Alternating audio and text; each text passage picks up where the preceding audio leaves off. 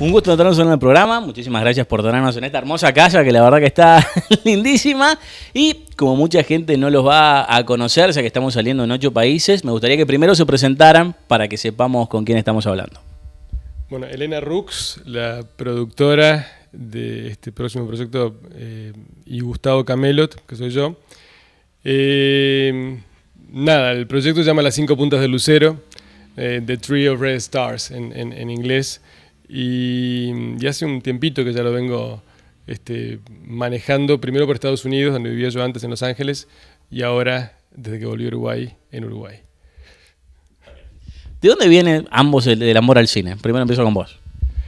El amor al cine viene por el lado de la comunicación, de comunicar, de expresar. Yo soy arquitecto y soy actor también. Entonces, a mí me gustaba... Como arquitecto, me encantó una frase de Le Corbusier, que era uno de los magos de la arquitectura del siglo XX, que hablaba del paseo arquitectónico, de promenade architecturale, dentro de las casas. Digo, contar historias dentro de las casas con los espacios, con las sombras, ¿no? Con las cosas que tú creabas. Y como actor contás historias. Y como director, cuando dirigí la película anterior a esta, Vidrio Roto, realmente quería conjugar eso, la onda de contar desde el punto de vista emocional como actor y desde el punto de vista espacial, de colores, de sombras, de potencia que le da cómo lo filmás. Por ahí me viene la pasión por el cine. Dale. Y bueno, como productora, conseguir hacer películas de temas que me importan. O sea, yo produzco solamente lo que me gusta y me interesa. De ninguna manera tomo otro proyecto si no es en esas condiciones. Película más conocida, he trabajado como en 10, pero película que saltó un poco, El baño del Papa. Bueno, entonces... Cuando se habla de que usted es una productora, ¿eso quiere decir que usted pone plata de su bolsillo para producirla o es la persona que junta los fondos para poder llegar a hacer la película? Y por lo que veo, parte de su interés también está más enfocado en un tema político. ¿Siempre tiene que tener un elemento de ese tipo o no necesariamente? Como productora tengo que juntar dinero para poder realizar la película. A veces ocurre que también pongo dinero propio no familiar, lo cual es grave. No hago películas para ganar dinero, hago películas porque me interesa que la película sea hecha.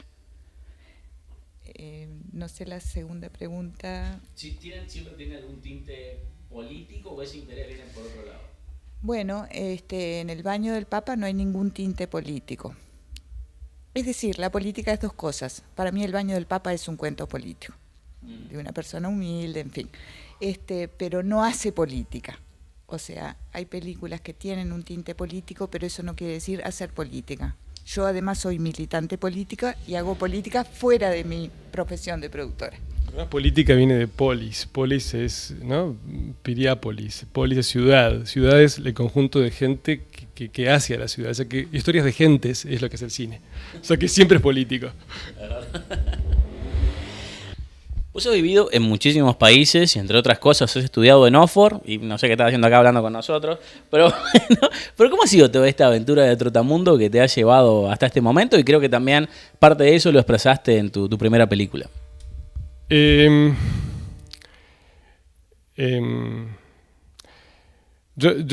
Mira, hace bastante poco, el año pasado, en el Mercosur hicieron un foro de exiliados y era siempre al lado de exiliados políticos o económicos en Uruguay. Y yo hablé de exiliados culturales, exiliados donde casi que idiosincráticos, ¿no? Porque la idiosincrasia uruguaya en general no últimamente por lo menos no ha apoyado mucho a nivel de masas el arte. Últimamente sí. Pero cuando yo me fui a Uruguay en el 91, no. Porque era una mentalidad muy de ver la ganancia, el crecimiento, el éxito como éxito económico, financiero, que se pueda mostrar. Eso me llevó en su momento a irme de Uruguay. Todo lo demás fue ganancia a nivel de lo que fui yo creciendo en Inglaterra, en España, en Alemania, en Francia, en Estados Unidos, y creo que eso es lo que esa fue la pregunta, ¿no? Eso fue lo que creo que se demostró en la película pasada. ¿Fue eso que me preguntaste? ¿Cómo fue la pregunta exactamente que me empecé a desviar? Básicamente, ¿cómo fue esta aventura? Digo, ¿qué fue todo lo que pasaste? Porque imagino que en cada país tuviste una experiencia, con cada nuevo oficio y con cada nueva cosa que viviste, tuviste algo. Y yo vi que, en lo poco que vi de tu película, que no la vi entera, como que trataste de volcar eso hasta desde un punto de vista de que se usa mucha de tu historia personal, que yo creo que lo del vino viene de ahí, también se usa hasta muchas lenguas, porque sabés que creo que 4 idiomas, y como que se ve parte de vos reflejado en esa película. Sí, sin duda. Sin duda. Entonces, ¿qué me dio el haber, bueno, eso, el multiculturalismo, el saber que todos, las emociones humanas son universales, que los idiomas crean idiosincrasias y crean patrones culturales que son inherentes a cada pueblo, y cosas que son válidas y buenísimas en una sociedad son malísimas en otra. Por ejemplo, pavo en Francia, acompañar con el pan, ¿no? En la comida está muy bien visto, en Alemania está muy mal visto, y son países limítrofes. Son elementos culturales. Entonces, todo eso se refleja en la película. Eso me la pregunta, la verdad que no entendí la pregunta demasiado, más que contestarte que sí, que todo eso traté de que me enriquezca a mí como persona, en la maleabilidad que necesitas en el hecho de adaptarte a idiosincrasias tan diferentes, donde hay cosas que están bien vistas y mal vistas, y poder integrarte a esos grupos sin o sea, crecer. Fue una mala pregunta, pero 2 excelentes respuestas. ¿Cómo caíste en el medio y cómo decidiste o qué te llevó a dedicarte a esto profesionalmente? ¿Al cine? ¿Cómo caí de arquitectura? ¿Cómo fui al cine? Sí, no sé si fue el primero que... Actor yo ya había querido ser, había querido entrar en la Comedia Nacional, y de hecho casi entro, bueno, todo un tema, pero sí, eso fue todavía en el último año de la dictadura, entonces fue parte del tema. Entré en arquitectura al final y como te decía, siempre me gustó comunicar, siempre me gustó. Yo tenía un guión que lo escribí cuando estaba en Barcelona. Escribí una novela que después se convirtió en un guión, que la empecé en Barcelona y seguí en Londres. Y ahí empezó la idea de hacer una película sobre ese guión. Entonces lo mandé a una escuela de cine en Los Ángeles, y ahí hay una cantidad de guiones, y votaron los 5 mejores, y los 5 mejores empezaron un curso para empezar a hacer un cortometraje que fue una ventana en el mundo del guión para empezar a conseguir dinero, y así empezó la película anterior. Así caí en el mundo del cine. ¿Y ahora te dedicas a esto full time o tenés otra actividad? Y digo, ¿se puede vivir de esta actividad en Uruguay? Se puede intentar vivir. En Uruguay por lo menos tenemos algunos subsidios del Estado que todavía no hemos logrado tener, pero existen. En Estados Unidos, por ejemplo, no. Lo que sí hay en Estados Unidos y que no hay en Uruguay es el concepto de inversión de industria del cine que hay sí en Estados Unidos, de que tú invertís en un producto y que te va a redituar en base a lo que tú hayas invertido. Eso no hay, y eso espero que con el Fondo de Incentivo Cultural, que así nos conocimos, podamos lograr que algunas empresas sí inviertan en el producto que es vendible llamado película, ¿no? Entre muchas otras cosas, vos también sos un uruguayo retornado. Pero me llamó la atención que vos, viviendo en la meca del cine, tomaste la decisión de venirte a Uruguay a hacer una película. ¿Cómo fue ese proceso y por qué tomaste esa decisión que parece a contramano? Bueno, tiene que ver con esta película, con Las 5 puntas del Lucero. Y por eso es que te dije que era The Tree of Red Stars en inglés. Está basada en una novela más o menos autobiográfica de una chica que tuvo que exiliarse, y como la familia era inglesa, empezó en Inglaterra y después terminó en Estados Unidos viviendo. Y Tessa Bridal. Y la escribió en inglés, como le salía mejor escribirlo en inglés, la escribió en inglés, y se llamaba The Tree of Red Stars. Yo la opcioné y generé, y se había traducido ya en español, nunca se vendió en Uruguay, nunca se editó en Uruguay. Las 5 puntas del Lucero y coescribimos el guión. ¿Qué pasó? Levantamos dinero para esta película. Teníamos bastante dinero levantado hacia el año 2008, cuando vino la crisis de Estados Unidos y se nos cayó todo el aparato de preproducción. Estábamos bastante avanzados. Tuve unos años ahí que no sabía qué hacer, estaba muy difícil encontrar producción allá. La película iba a ser filmada en Uruguay y pasó después el partido Uruguay-Ghana. Y te juro que fue en ese momento cuando me decidí a volver a Uruguay. Mirando el partido, los penales, el penal de Abreu en la playa de Venice Beach, ahí en Los Ángeles, frente a la playa, en un bar que se llamaba The Fig Tree Café, que me encantaba y que estaba ahí, con una amiga. Sí, impresionante. Ahí me decidí a volver a Uruguay. Una de las primeras cosas que hiciste cuando volviste fue presentar tu película en el 10º Festival de Cine de Montevideo, organizado por la ACU, que a mí no me deja entrar la ACU a sus asociaciones, eso es toda una historia. Pero, ¿cómo fue esa experiencia? Ser tan bienvenido y apenas llegar, presentar esto al público uruguayo, ¿y qué recepción tuvo? Bien, estuvo bueno. Lo único que no fueron horarios demasiado potables para que fuese mucha gente. Era a las 3 de la tarde una vez y a las 5 la otra vez. Entonces, si bien había gente, no toda la gente que hubiese querido que hubiera ido, pero bárbaro, a nivel de los comentarios y de la crítica que me hicieron previa y anterior y posterior, bárbaro, en eso contentísimo, muy bien.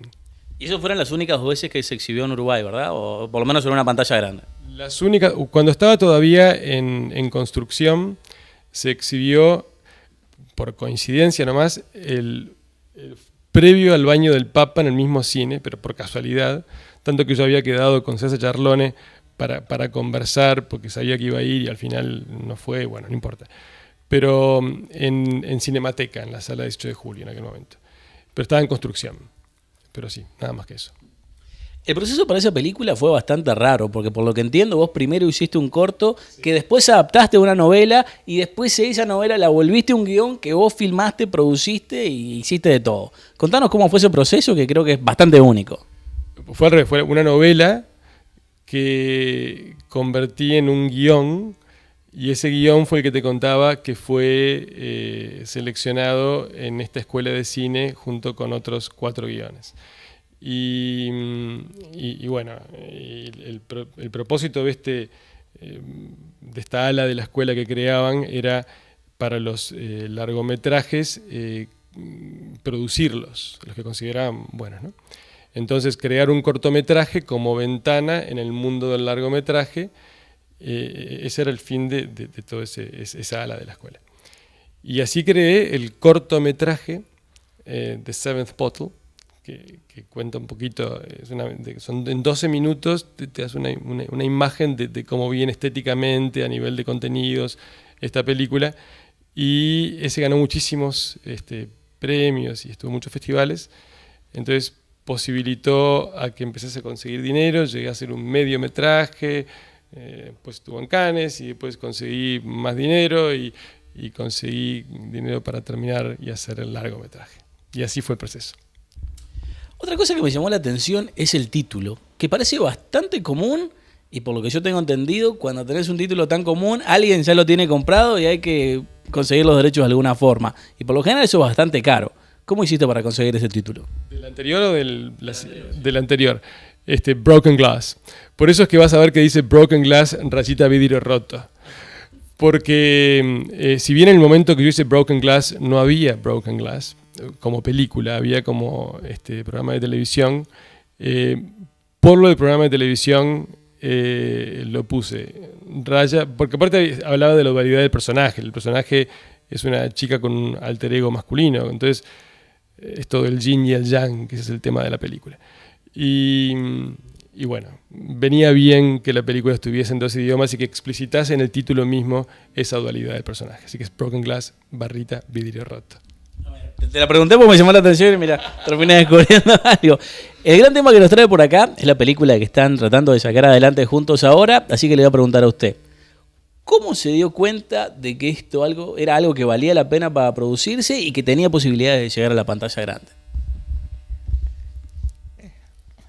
Posibilidades a la pantalla grande lo veremos después. Primero lo producimos.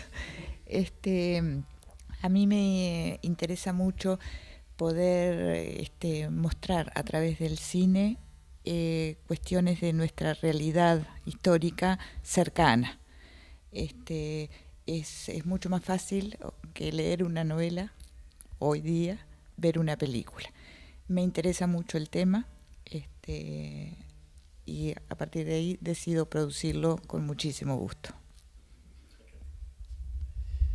Vos elegiste este tema y creo que lo descubriste por una experiencia propia, pero contanos el proceso por el cual llegó hasta vos y dijiste, bueno, esto es algo que le veo potencial para que se convierta en una película. Bueno, yo me casé en el año 2001 con una chica americana, Sabrina, y una amiga mía, Jennifer, quería, que estuvo invitada y que vino al casamiento a Montevideo, quería saber sobre Uruguay, pero sin apelar a guías de turismo. Quería realmente meterse en lo que era el país como idiosincrasia otra vez. Entonces dijo, bueno, se metió en Amazon y buscó libros que en lo posible hayan escrito mujeres. Y le apareció Tessa Bridal, The Tree of Red Stars. Entonces lo leyó, le encantó y se lo recomendó a mi ex esposa. A mi ex esposa le encantó, me lo dio a mí me encantó. Y contacté a Tessa Bridal, que es esta uruguaya que vivía en Minnesota en su momento. Y bueno, y ahí empezó todo. ¿Y cómo te diste cuenta que era algo no solamente una buena novela, porque hay muchas novelas que son intraducibles a la pantalla, sino que también era algo que tenía potencial para convertirse en una película, o en realidad los estás forzando o hasta no se está contando esa historia, sino que la estás modificando para adaptarla a la pantalla grande? Porque me sentí identificado. Me sentí identificado a pesar de que la historia era contada básicamente por una mujer en este caso. Pero me sentí identificado porque se enamoraba en la historia. La historia son 4 amigos de clase media alta. Viven en las casas estas de Bello y Reborati, ahí en Posito, cerca de San Juan Bautista. Y esta chica, que es la que es prácticamente autobiográfica, así que Tessa Bridal es un poco el personaje de Magdalena, que es una chica que va al British, de familia británica, o sea, bien de clase media alta, relativamente apolítica, pero muy sensible.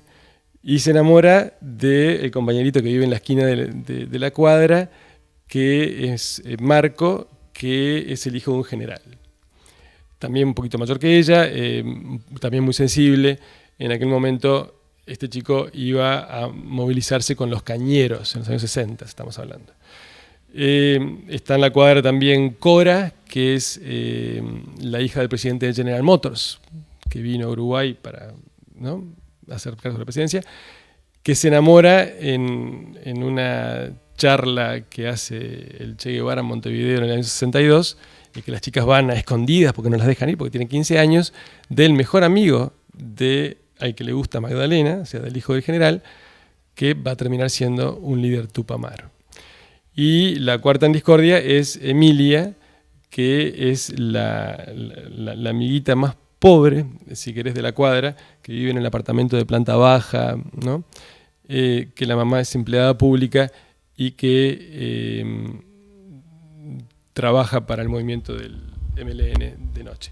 Y así un poquito surge la historia. Y me sentí identificado con este Marco que es un idealista y que quiere evitar que pase una dictadura, que él no participa, y qué sé yo. Me sentí identificado. Por lo que tengo entendido, el presupuesto de esta película, en realidad esta es una pregunta para los dos, es muchísimo más elevada de la que existe en Estados Unidos. ¿Más o menos tenés idea a grandes rasgos cuánto va a salir y tenés idea cómo vas a financiarlo? Sí, digo, va a salir por encima del $1.000.000. ¿Cómo vamos a financiarlo? Es lo que estamos viendo. Esperemos que ganar el premio FONA, seguiremos apostando a ese lado, no buscar subsidios. Esperemos conseguir inversores que, bueno, por el Fondo de Incentivo Cultural o por otros medios quieran invertir en esta película. Lo que creo que es muy bueno de esta película es que es un puente entre el cine tradicional hispanoparlante y el cine tradicional angloparlante. La película tiene un 30% más o menos contado en inglés porque pasa en inglés. Es un momento de la historia en Uruguay en los años 60 donde no solo por el lado de la familia de esta chica, que es, como te decía, de descendencia británica, sino porque el punto cúlmine de la película es cuando llega un enviado de la Embajada de Estados Unidos. Magdalena consigue un trabajo en la embajada para traducir, como hablaba muy bien inglés, y se entera de que este nuevo enviado funcionario, un tal Dan Anthony Mitrione, venía en realidad a enseñar tortura con electricidad a la policía uruguaya como métodos de interrogación, ¿no? Y que el señor raptaba, secuestraba a mendigos, porque los consideraba basura urbana, y con ellos experimentaba este máximo amperaje hasta que muriesen, justamente para ver hasta dónde llegaba. Con eso también me identifiqué, con ese asco que le produce, en este caso una persona política, a Magdalena, pero sensible, ese tipo de seres humanos. Digo, viene por ese lado la película. Perdóname que te quiero decir una cosa más. Creo que también por eso es interesante, porque es un puente entre la historia hispanoparlante, en este caso de Uruguay, pero de toda Latinoamérica y de Estados Unidos. Es un puente cultural. Digo, no solo que idiomáticamente va a ser hablado en parte en inglés, sino a nivel de públicos. Digo, una de las protagonistas es Cora, que es americana, y eso te demuestra hasta qué punto llegan que las historias realmente son uruguaya y americana. Por eso pienso que la posibilidad de inversión en esta película es importante. Y así pienso conseguir dinero. Usted como productora, sabiendo que estos son los parámetros de la historia, ¿cuáles son los primeros medios a los que ya ha ido, me imagino, para conseguir dinero? ¿Qué éxito ha tenido? ¿Y hay algún lugar específico al que se va en el caso de que tenga un tinte como este, que es algo más político? Bueno, estamos presentando ahora el concurso FONA, o sea, primero los concursos habituales en Uruguay. Luego salir a conseguir plata, todavía no comenzamos a salir a buscar plata, pero yo creo que con el Fondo de Incentivo a Empresas Grandes, más allá de que la película tiene un tinte de historia política, cuenta una historia que en realidad sucedió, yo creo que es realmente una película interesante, que no solo puede captar ayuda desde el punto de vista de la financiación en régimen de coproducción, ¿no? No de afinidad política, quiero decir. No estoy pensando en eso, absolutamente. Estoy pensando en que podamos recibir financiación para la película, concretamente, porque es una muy buena película. Es una historia de amor, además. Es una historia de amor y de hasta dónde pueden llegar los límites de una real amistad a pesar de los fuegos cruzados y de las visiones políticas cruzadas. Digo, en este caso concreto, Emilia era pachequista, era lo opuesto a lo que terminó siendo Cora, que terminó siendo la hija del presidente Yamamoto, Tupamara, o sea, lo opuesto, y eran mejores amigas. El hecho de que tenga este tinte político, por ejemplo, ambos proyectos, tanto ustedes como yo, estamos dentro de los fondos de incentivo cultural, y la idea de esto se trata es que hay que ir a una empresa grande, como usted dice, a pedirle un aporte. Pero cuando se va a presentar esto, o sea, usted cuenta con el hecho de que alguien no puede estar políticamente correcto de acuerdo con esto y le puede decir que no por eso, o eso se trata de evitar el tema de la política, o cómo se lo vende a alguien que esté en contra de lo que acá se trata de expresar. Mira, yo siempre vendo con la verdad, o sea, con mi verdad. Puedo estar equivocada, pero voy de frente y absolutamente clara. O sea, no escondo nada, porque es la única forma en que puedo relacionarme bien luego con el otro.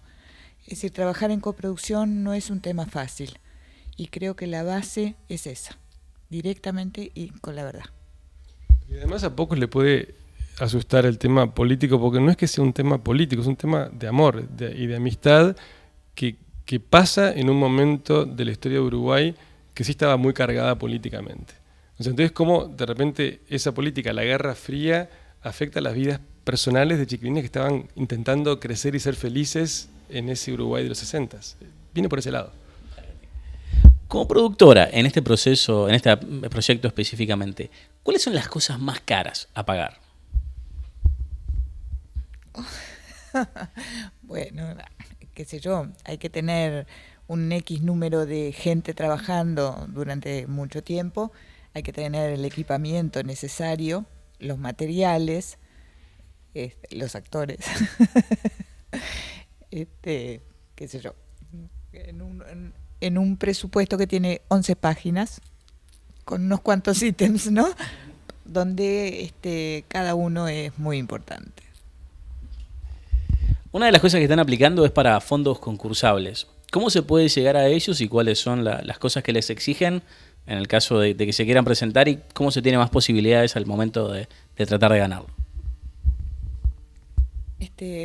Bueno, siempre presentamos un guión, es decir, con un relato más corto al principio para poder interiorizar fácilmente sobre de qué va la película. Se presenta también un presupuesto detallado absolutamente, donde el que recibe puede saber cuánto vas a ganar tú, él, yo, a la vista. Básicamente, estos documentos. Un desglose de escenas también, un plan de financiación, la sinopsis. Claro, es decir, en cuánto tiempo se va a rodar, se va a terminar, o sea, es decir, claramente cuál es el producto, cómo se conforma, a dónde va el dinero en cada etapa, que eso es muy importante que el que puede otorgar dinero lo conozca. ¿Y en esos presupuestos también está contemplada una ganancia o esa ganancia se la termina llevando parte usted, parte el que le da la plata del concurso o cómo se reparten estas ganancias teóricas que aparentemente nunca hay?